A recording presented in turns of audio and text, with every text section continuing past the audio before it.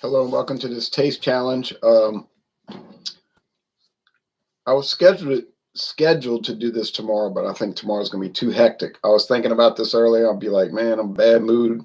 Not really in a bad mood per se, but like pressed. Like I can't. I gotta hurry and be stressed over it. And I said, nah.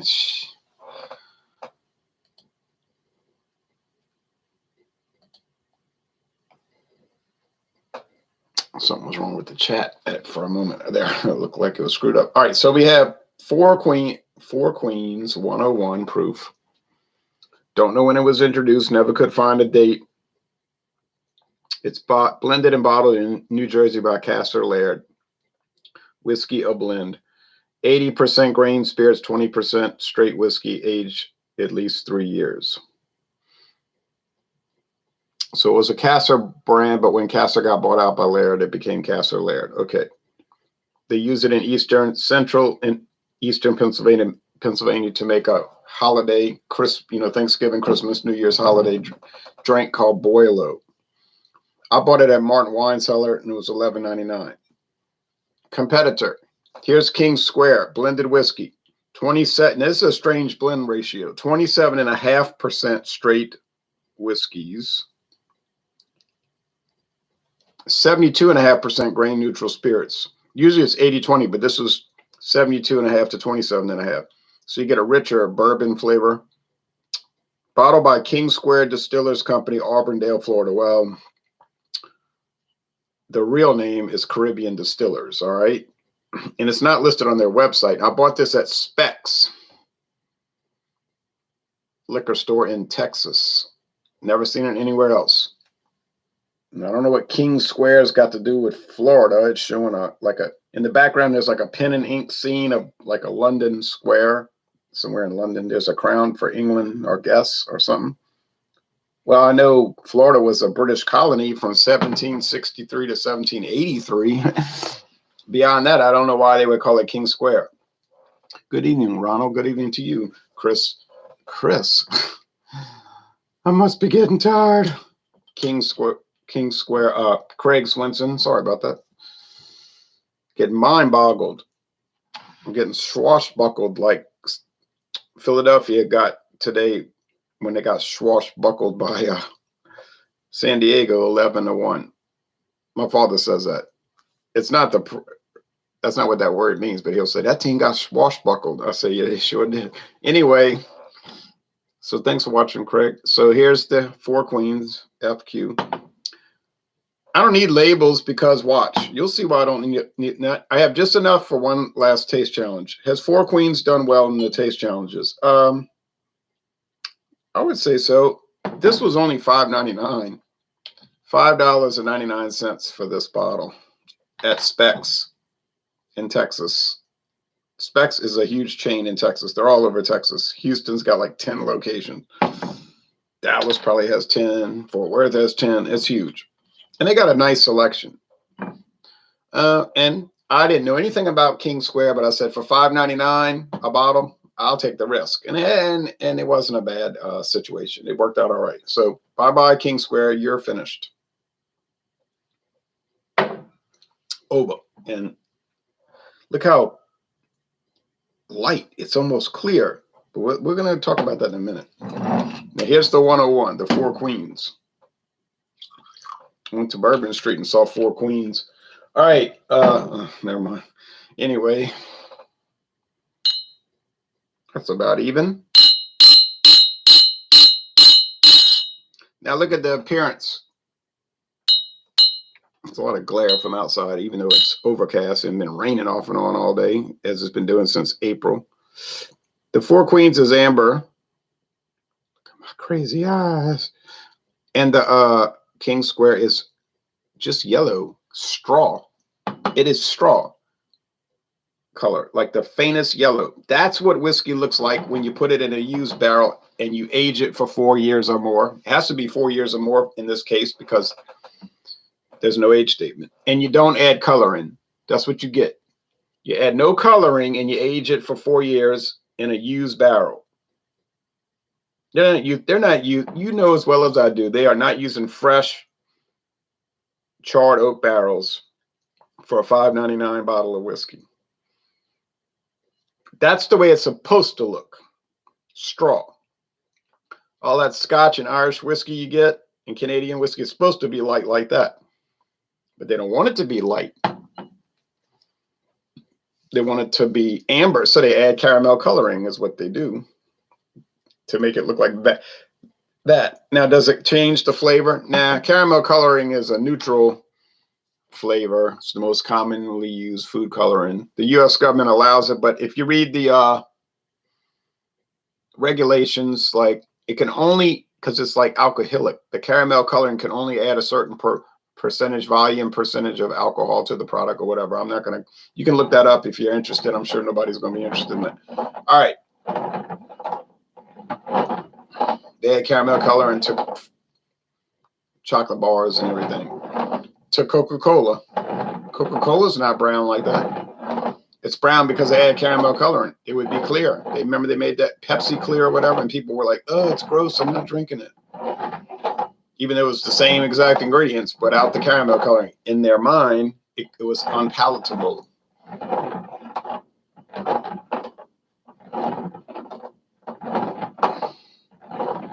I think the proof's going to give it away. Not the color, because I ain't going to look. I'm going to keep my eyes closed. I can't look. Any glance, I'll know, and I'll have to start over. I think that the proof, the 101 proof, the strength of it's going to shine through versus the 80 proof. Is it going to be better?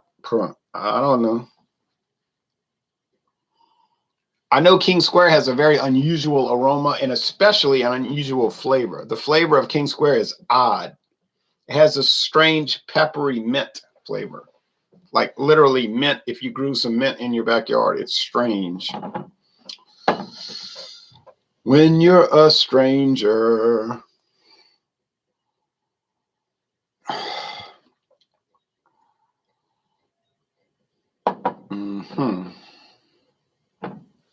Okay. On the nose, there's really not that much differentiation. There is some, but not enough to where I can honestly and confidently say, well, this is this and this is this. But that's a bit of a shock. Lots of corn. I just ate some Tostitos, you know, the corn things when I put cheese on it. So I'm like overloaded on corn. It's like, I got an idea. If you're gonna ever drink or do bourbon taste challenges, don't eat corn chips beforehand. Because you'll feel like you're eating too much corn. Or don't eat popcorn. Oh no. It's really true though. Okay, so the aroma's got me a little perplexed.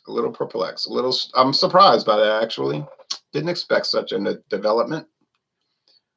Craig, if you're still watching, I don't know if you ever had either one of these, but I got a feeling most people watching have never, most people in America, 99.9% have never had either one of these. Well, let's say, yeah, that's correct. 99% have never had Four Queens. 1% of America has probably tried Four Queens. We're talking about people that drink and taste beverages, the percentage of, you know, people that are old enough and choose to do it. And I would say 99.9% have never tried King Square. But now Budweiser, which I drank earlier today, I bet you 90% of beer drinkers and alcohol drinkers have tried Budweiser. I bought it because they got a new bottle label design. I got to put it in my collection.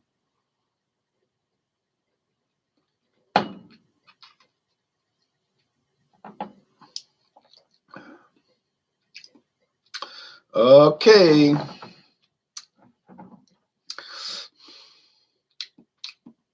Seems kind of light-bodied, and I got that pepper note. Like peppermint note. Peppermint, not black pepper. Well. If you see any kind of liquor or rum, you know, any kind of liquor, gin, rum, brandy, a lot of liqueurs they make. Anytime you see Auburndale, Florida, that's Caribbean Distillers. And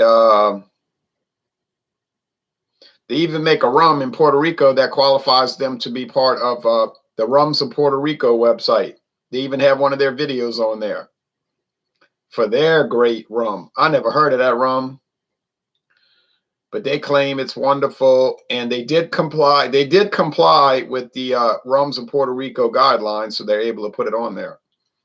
The other companies are probably like, why are you letting these bums come on here? They're not known. And they probably said they comply. Don Q, Bacardi, and all the other big brands, and now we got Hopalong Cassidy or whatever it's called. They make a nice video about, oh, it's wonderful. We do wonderful work. And maybe it is. I'm not judging them because I don't know.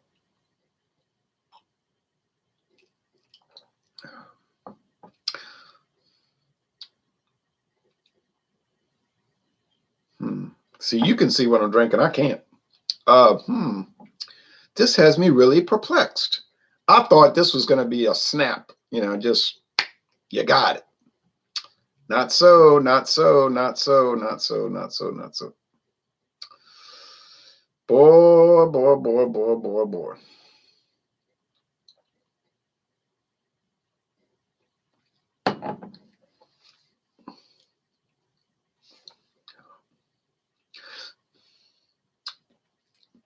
I got it.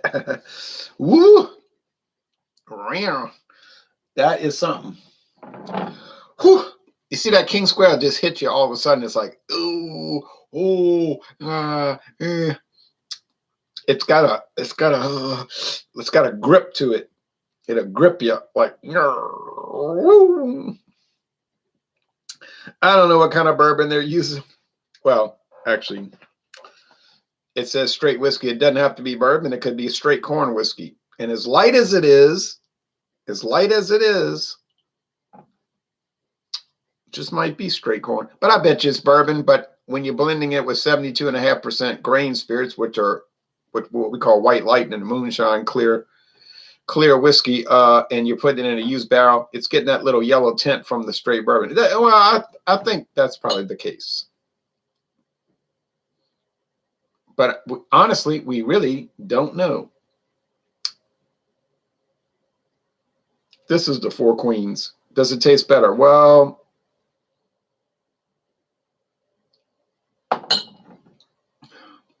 $11.99 versus $5.99. It's not $6 better. I know that much.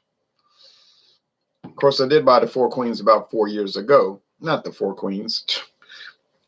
The King Square, I bought it about 4 years ago. I bet you it ain't $5.99 now. It's probably going up in price, but probably didn't go up but to $6.99. You know, it's specs. So $5 more a bottle for Four Queens. Nah, I wouldn't pay $5 more. It's not $5 better, but perhaps it's $2 better. Guess.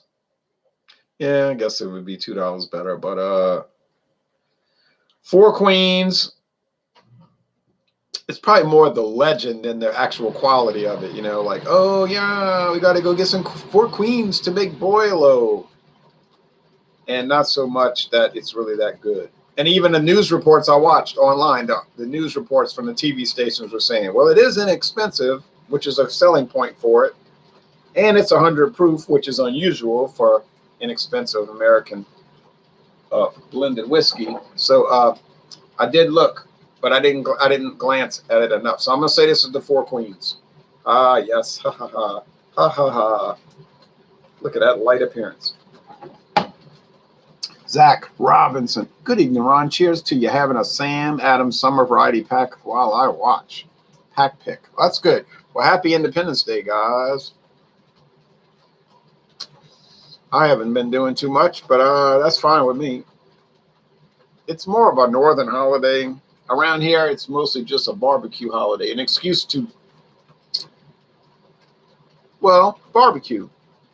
Eat baked beans or pork and beans and some salad and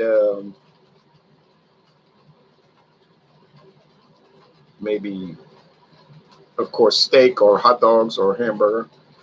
And pop fireworks. Do people sit around reflecting about the importance of America and her government and history? Around here, no. They don't have parades. There's no parades anywhere around here for July 4th. They have some shows, like in New Orleans, like a fireworks display, and in Jefferson Parish, people will go to that. But beyond that, that's it. That's it. You know, that's it.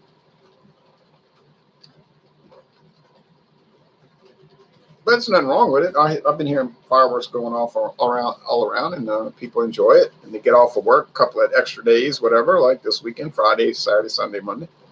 Rain all weekend here in the Northeast. Yeah, same here. Rain, ground's all mushy. It's really disgusting after a while. But some people say all this rain's going to cool off the Gulf waters and the hurricanes won't get strong. That would be a good sign. Okay.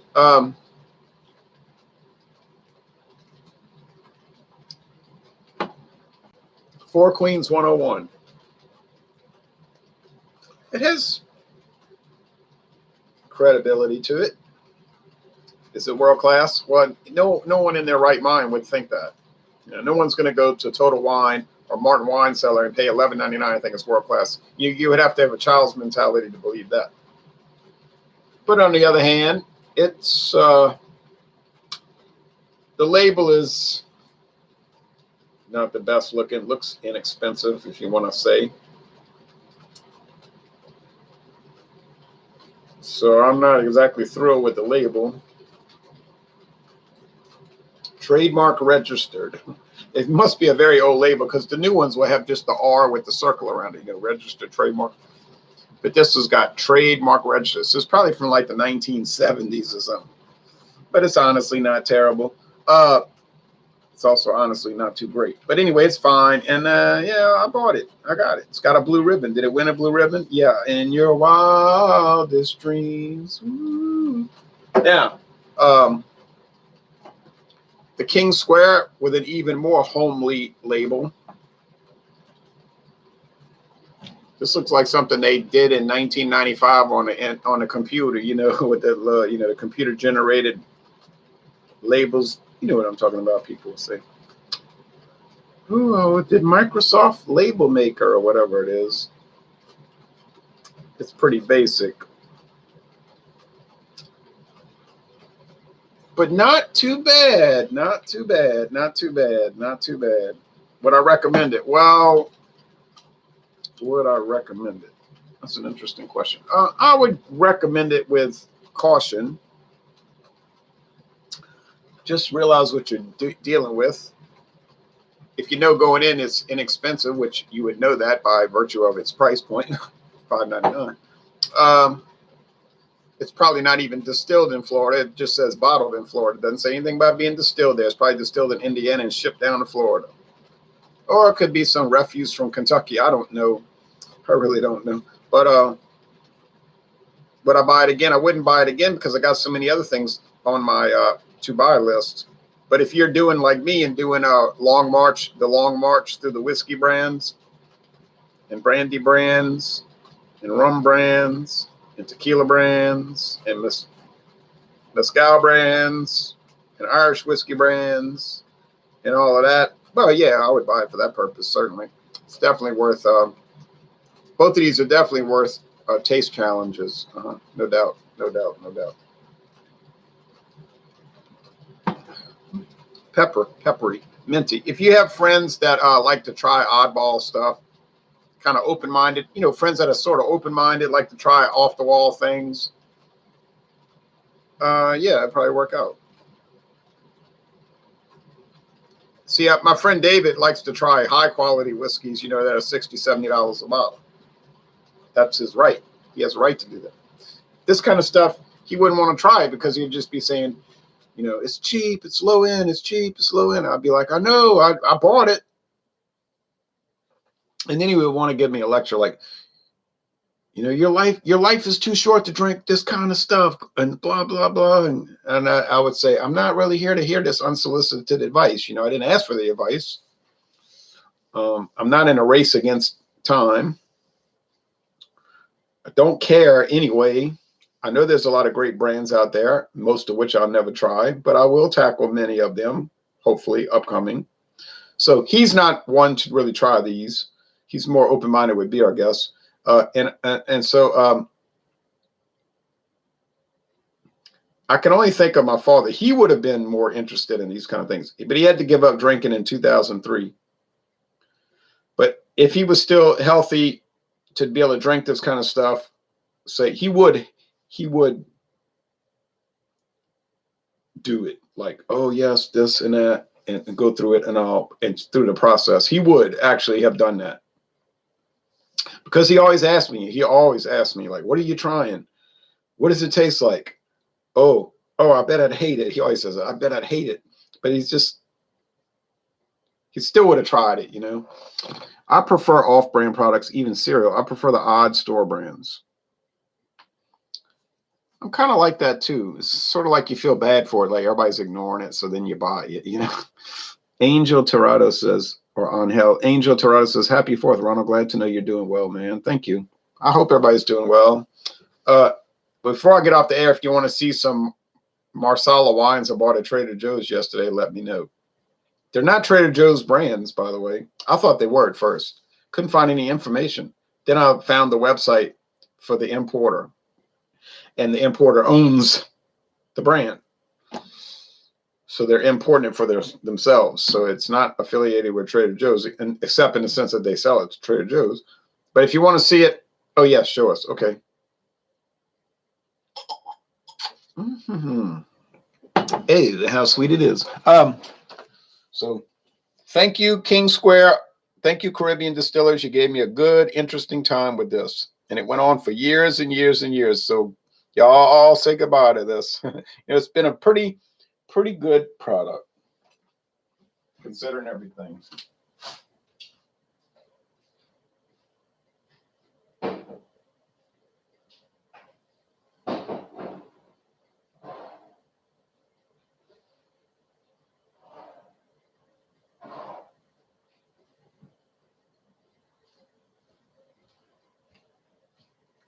So here, I was planning to do a hangout coming up on a Wednesday night called Examine Any Dessert Wine. So I was thinking, I got to get a dessert wine. I already did Harvey's Bristol Cream Sherry, 17.5% alcohol. And I could nurse it. You know, I could nurse it and sit on it till later in the month. But I said, I hate to be like that, you know, like being all stingy on it. So I went to Trader Joe's yesterday, and I said, do you have dessert wine? And the guy he said, well, we have a little bit of it. We don't have too much. He said, but I'll show you. And he showed me. He said, look at this section. As he said, that's all we've got. It was like he was apologizing. That's all we've got. That's all we've got. I said, well, that's all right. Don't worry about it. So I saw this. The label got kind of cut up here, like something. It's like maybe they pulled it out of a box and there was something ragged on there, like sharp, and it made little jabs in the label. I was sorry to see that. I wouldn't have bought this particular bottle, but it's too late now. It's called Encanto Marsala Dry. Fine. Aged more than 1 year in oak barrels. Well, that's what fine. The fine category for Marsala is aged 1 year. So it's fine, dry Marsala, aged 1 year. Encanto means enchantment in Italian. So Marsala fine IP, whatever IP means,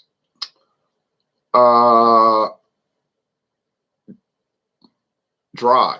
Denominazione di origine protetta. That means in English, that would mean like the denomination of the protected origin. In other words, it's by the government of the European Union and the government of the Italian Republic. It's a protected origin area. In other words, it has to be from Marsala in Western Sicily Island. And then there's a whole essay on the back about Marsala and how it's a DOP, which is what I just read to you, the denomination origin protected, or protected origin, protected denomination of its particular origin. All right. Marsala fine is also used in the kitchen for preparing different dishes. So I started looking and I couldn't. It's 18% too. Boy, if you drink too much of this, you're a fool. Bottled by CPC SPA via Del Fonte 39 Marsala Italia, product of Italy. 18%. Imported by D'Aquino Italian Importing Company, Incorporated of Duarte, California, which is just south of the old U.S. Highway 66, Route 66. You've heard of that, Route 66, the old highway from Chicago to Los Angeles, which has been bypassed by the modern interstate. But it's a real company started by a guy named Mr. D'Aquino, and he moved to the United States in 1967 when he was 27. And he started a wine importing company and Italian food importing company. He still runs it. He's 81 years old. He still runs it. And they were showing his kids. They kind of help now, of course. But, and this is one of his brands, Encanto. And you know what I paid for this? $3.99 a bottle. I said, $3.99. That's not much of a risk factor, is it? No, it isn't. And then here is the suite, the Marsala suite.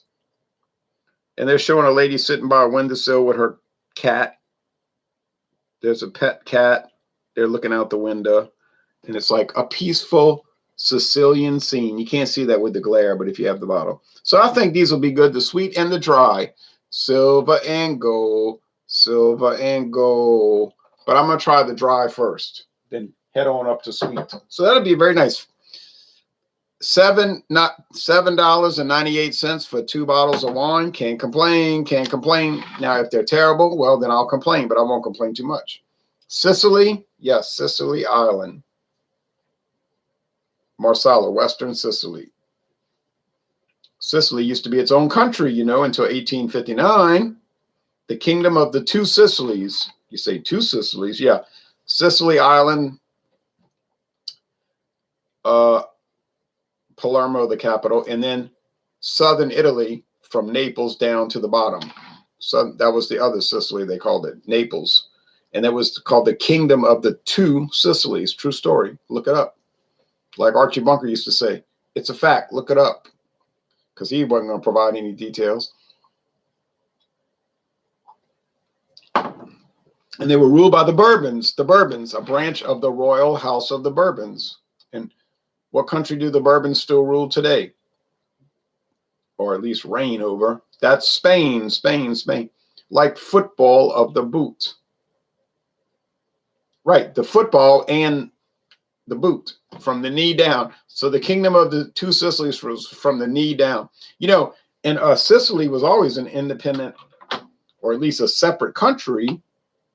That southern part of Italy and Sicily. It was a united country under various rulers. The kings of Spain ruled it for a long time. Then the Bourbons, who were related to the kings of Spain, with their own flag, the most elaborate flag I ever saw in my life. And then,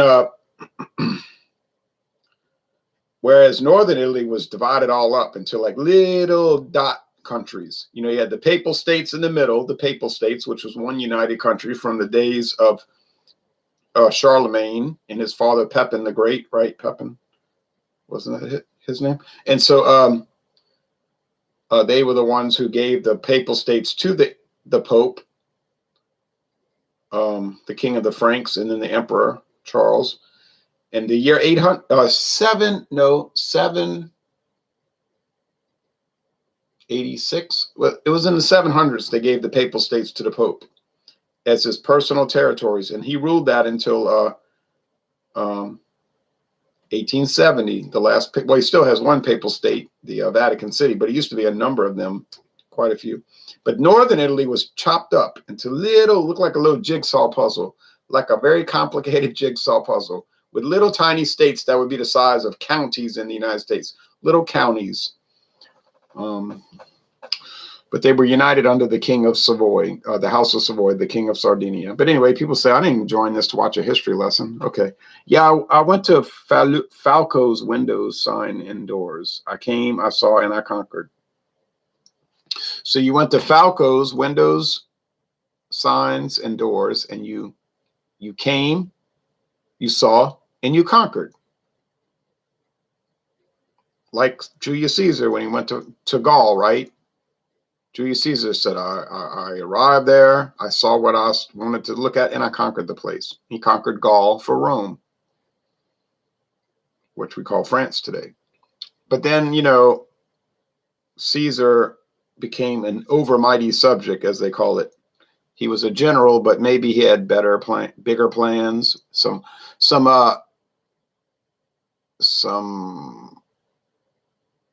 elaborate ideas. And people in Rome, back in the Senate, the legislature of Rome said, yeah, he's plotting to take over the country like a dictator, and make himself a king, which was illegal in Rome to be a king. So they said, how about you just stay north of the Rubicon River and you just don't come back, by orders of the Senate and the people of Rome. But he told his gang, we're going to go in there. And they crossed the Rubicon, and that's where the expression comes from, crossing the Rubicon. Because once you cross, you can't turn back. Because they said if you cross the Rubicon, you'll be considered a rebel committing treason, meaning he'll be killed. And he was killed. Eventually, beware the Ides of March. All right. What kind of meat are you having for the 4th? What kind of meat? Well, I just had some chicken, and very cheap chicken, so we won't go into that. But I didn't have anything special. Believe me, nothing special. But I did watch a baseball game, which was terrible. John and Blake Snell for San Diego did terrible again. He's doing terrible, terrible. Cheers, Ron, says Johnny Lee. Cheers to you. It was good talking to you off air, and now I'm going to reveal everything we said off air. Firstly, we said, no, I'm just kidding. Thanks for watching, and I think you were saying thanks for hosting Stout Sunday, and it was too late. I clicked off, so you're welcome anytime that I can do it. Paul's Beer Review says, happy 4th of July to all my American brothers and sisters. Hope you're having a great day. Love from England. Thanks, Paul. I like to watch your reviews. I like to watch a lot of people's reviews over there in merry old England, in the United Kingdom of lockdown. I like to watch everybody's reviews and oftentimes make comments. Mackerel says, I have chicken, but my air fryer's dirty. Well, that's a good reason not to use it, but a good reason to clean it. All right, thanks for watching this video production. Now it's time to go watch some baseball highlights. Cheers, Ron. Cheers to you. BC's Beer Reviews. Whether it's canned or bottle, he'll review it. If it's in a bottle or a can, he's going to review it, y'all. That's right. And I watched his Larceny bourbon review, and I really enjoyed it.